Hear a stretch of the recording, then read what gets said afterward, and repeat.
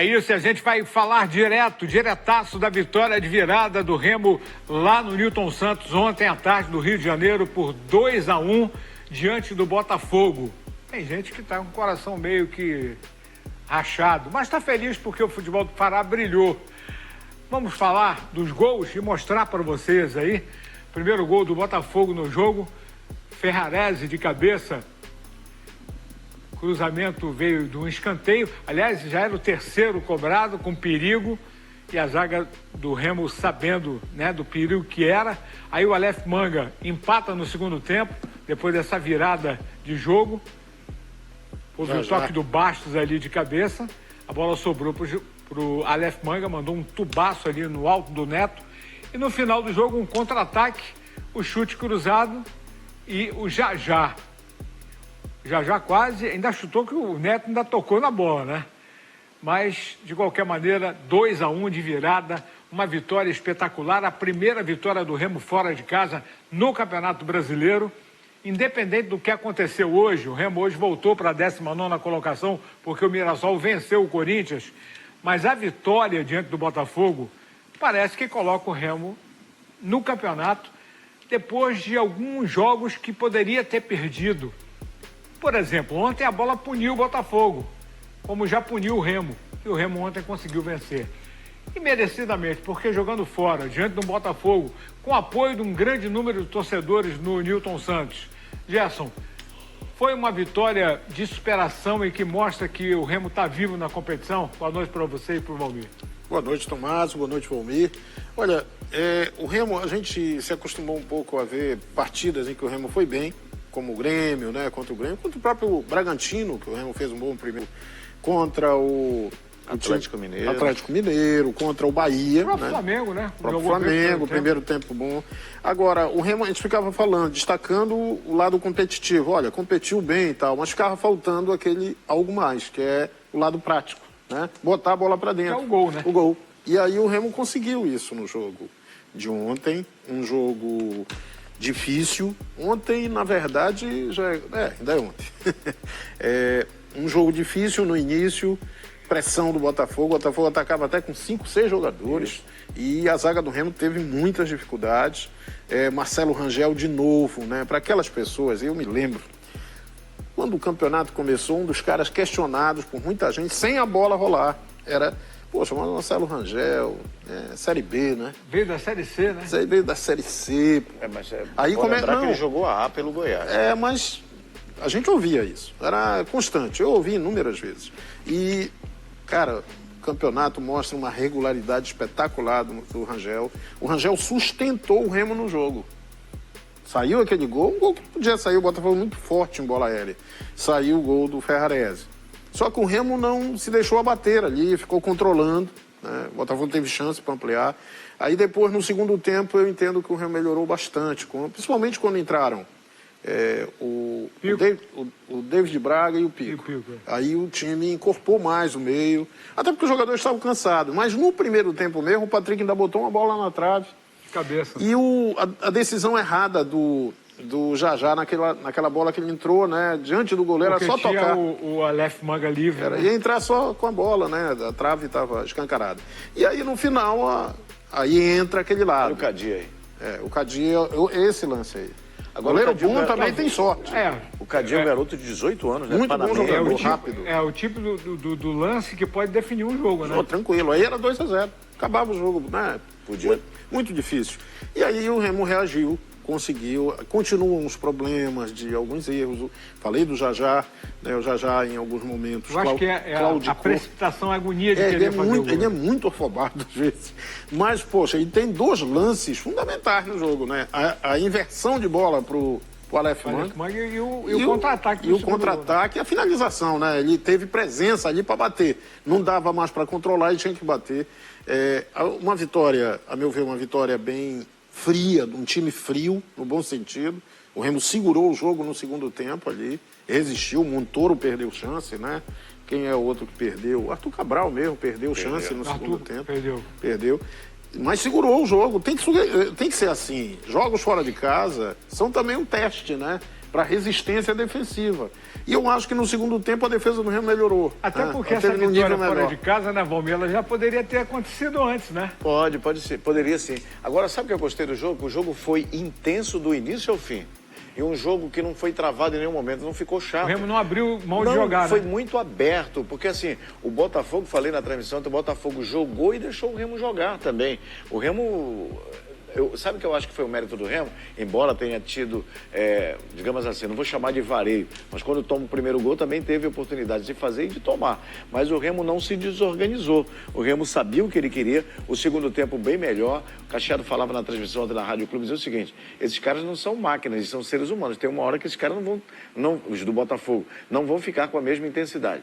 O Botafogo oxigenou, fez as trocas, só que eu acho que aí nas trocas o Botafogo, ele caiu um pouquinho. Ele deixou de produzir o que ele estava produzindo. E foi o Remo que passou a produzir. Eu queria destacar o Marlon na defesa, além do Marcelo Rangel, e lá na frente o Jajá. Foram 3 jogadores assim que acho que fizeram grande diferença. E queria dizer também que o Patrick fez uma boa partida, né? O Patrick no meio-campo ali fez uma boa partida e o Remo mereceu a vitória pelo segundo tempo. Não só a crônica esportiva do Pará, mas a crônica do Rio de Janeiro, principalmente o pessoal do rádio, deu para o Clube do Remo todo o mérito nessa vitória, com merecimento, porque o Remo foi um time que partiu para cima, acreditou o tempo inteiro na vitória, principalmente no segundo tempo, e conseguiu. Se a gente for analisar friamente, o Botafogo era o favorito e todo mundo entendia isso. Normal, né? Até pela normalidade. E 9 jogos invictos. E vinha dessa invencibilidade com o técnico Franklin Carvalho.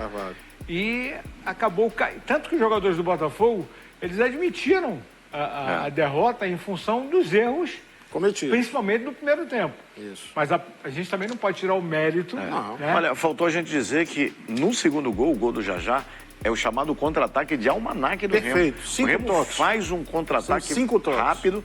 A gente vai ver de novo daqui a pouquinho. O David Braga também participa, aliás, participa de forma decisiva. Ele que conduz inicialmente. Conduz a bola. O Poveda chuta, o rebote e até que o Jajá foi premiado com o gol, porque o Jajá já estava merecendo há muito tempo. Bom, bora ouvir o Condé, que falou depois do jogo, né, falando da vitória, da importância, e o Condé está aí para falar. Realmente uma vitória bastante expressiva, né? Contra um grande adversário, onde é muito forte. O Botafogo é sempre difícil ser batido aqui no Engenhão. E a equipe mostrou mais uma vez, mostrou brio, né? Como a gente mostrou contra o Grêmio em Porto Alegre e a gente não conseguiu sair vencedor, como mostrou também contra o Bragantino, um baita primeiro tempo que a gente fez. E também contra o Bahia no último jogo da Copa do Brasil. Então a equipe conseguiu hoje mais uma vez replicar um jogo competitivo e conseguimos conquistar a vitória. Realmente o início de jogo nosso não foi bom, né? Muito pela imposição do Botafogo, muito pela dificuldade de adaptação ao gramado, que é normal, mas depois, não só da parada técnica, mas principalmente no segundo tempo, a gente já terminou o primeiro tempo bem, intervalo fizemos algumas correções de posicionamento, mas no segundo tempo a gente foi merecedor de construir o resultado positivo e principalmente pela dedicação, a entrega dos jogadores, ia precisar muita superação para que a gente conseguisse conquistar esse resultado. Eu concordo, existe um pouco de superação sim, né? De entrega, e isso, como disse o Valmir, o Remo não desistiu de jogar em nenhum momento e eu acho que a vitória vem coroar esse esforço, né? E mais uma vez ficou aquela questão, né? Até na entrevista coletiva o Condé perdeu um pouco a linha ali quando foi questionado com relação ao Pico. Olha, mas eu confesso para você que eu nem achei que ele perdeu a linha. Eu achei aceitável a bronca dele. É todo o jogo quando termina. E o Pico? Por que não entrou? Cara, a gente tem que entender que o técnico, ele tem... Ele tem o dia a dia, né? Ele tem uma planificação. Ele acha que...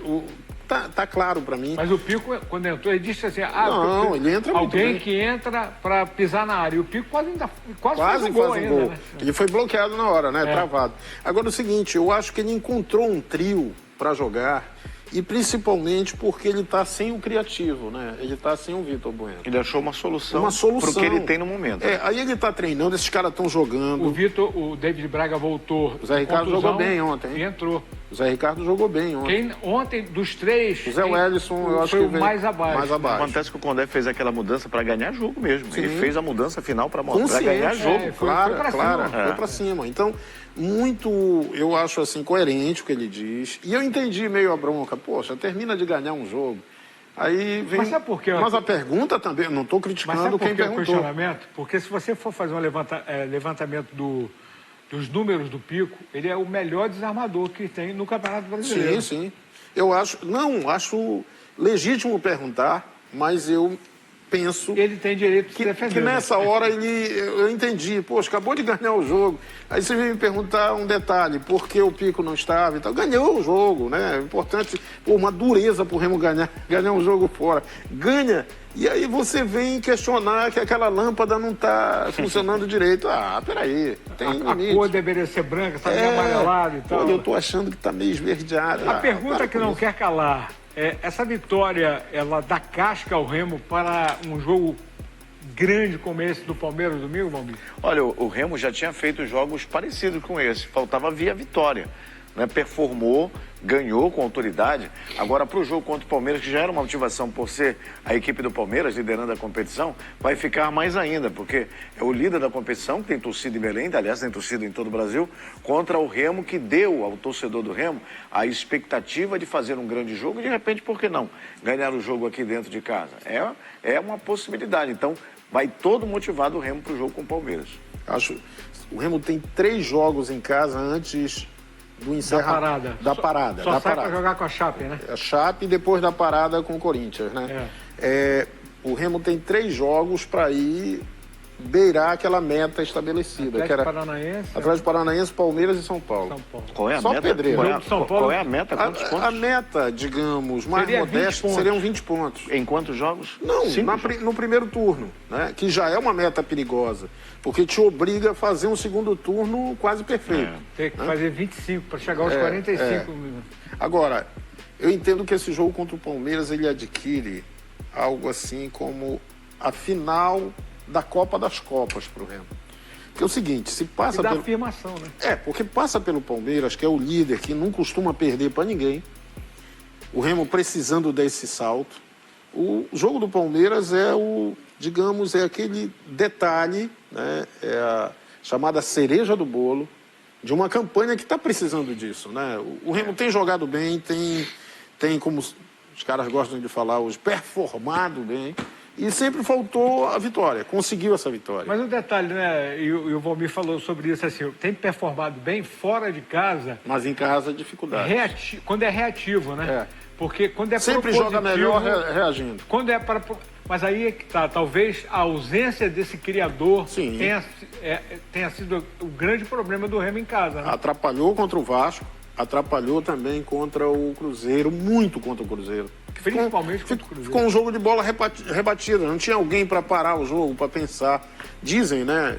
Especula-se que o Vitor Bueno pode voltar contra o mas assim, mas não é um como jogo, titular, né? Mas é um jogo muito pegado. Agora foi um jogo para dar um alívio. Eu até falei semana passada aqui, eu tenho pena dos técnicos da Série A, inclusive o Condé, que não tem sossego. Então agora o Condé passa uma semana de paz. De paz, meu amigo. Mas não é tanta paz assim, que ele tem que trabalhar. Mas agora, pelo menos, ninguém vai ficar buzinando. Ninguém disse que ele custa mexer, ninguém disse que isso, que aquilo. Pelo amor de Deus, o cara ganhou um jogo dificílimo contra a equipe do Botafogo. E a gente sabe, só cobraram o pico. E a gente sabe que não foi um jogo qualquer, foi contra o Botafogo com autoridade. É bom a gente lembrar disso. Bom, é um grande jogo, o Remo já colocou inclusive ingressos à venda, promocionalmente até quarta-feira, 80 e 160, 80 arquibancada e 160, depois disso, 100 arquibancada, 200 a cadeira, R$200 para o visitante, torcedor, e vai ter uma promoção especial, como é Dia das Mães, para o sócio torcedor, um valor. Bora projetar assim o público, eu acho que 40 passa mil. Dos 35, acho que até 40 mil. Porque o Palmeiras tem um público muito grande em Belém. O Palmeiras é o líder do campeonato. Tem a promoção do Dia das Mães, tem o próprio Palmeiras que é líder e tem a motivação do Remo pós-vitória contra o Botafogo. Com certeza. Bom, Boa semana ao Remo. Aliás, depois eu faço o registro, mas vamos seguir em frente. Gostei principalmente do ataque. Já só precisa ter um pouquinho mais de paciência na hora de bater na bola, porque ele é muito agoniado para querer fazer gol. Mas não adianta, o atacante, quando tem o gol na frente, ele quer meter a bola para dentro da rede. É o Salgado, lá de Coração. E o goleiro foi muito bem naquela bola também. Deu uma fechada ali. O Neto é goleiro de seleção brasileira, né? Então, aqui. A Maria Eugênia. Gerson, a zaga ontem não esteve tão segura assim. Eu achei o Marlon bem. Teve aquela jogada em que o... Chama, atrasou, né? Não, o lance da enfiada de bola para o Kadir, que foi do Medina, que é um excelente jogador. Toca, né? Bom jogador. E o Marlon, acho que claudicou um pouco, parece que até tropeçou. Foi a única falha dele, né? A bola aérea ali é quase mortal, né? O gol foi o terceiro escanteio. Foi o terceiro escanteio, né? Já tinha havido... Tinha um cara do Botafogo que caía muito pela esquerda, que é o Matheus Martins. Matheus Martins. Quando ele caía... Pegou uma de fora da área, não mas foi? o Marlon ganhava todas. Aquele que traz para o meio e bate. Claro. Né? Mas o Marlon ganhou muitas bolas dele ali, naquele lado. Foi bem. Acho que no nível até um pouco melhor do que o do Tchamba, que parecia meio nervoso. Quase ele bota uma para dentro. Foi um recuo. E aumentar a artilharia, né? Sérgio Antunes, de Batista Campos. Aleph Manga é o atacante que eu queria ver no lugar do Pedro Rocha. Olha, já tá vendo. Já tá vendo. Eu acho que o Aleph Manga, o Condé falou a respeito que ele deixou o Aleph Manga uns jogos aí meio para entrar no segundo tempo. Que foi uma coisa também de proteger o jogador, né? Que vinha sendo muito cobrado. Eu vi ele na entrevista. Eu achei legal, acho que ele voltou bem, voltou muito bem. Aninha Silva, aqui da Cremação, ela falou assim: salve meu Remo, venceu o Botafogo lá dentro, não é para qualquer um.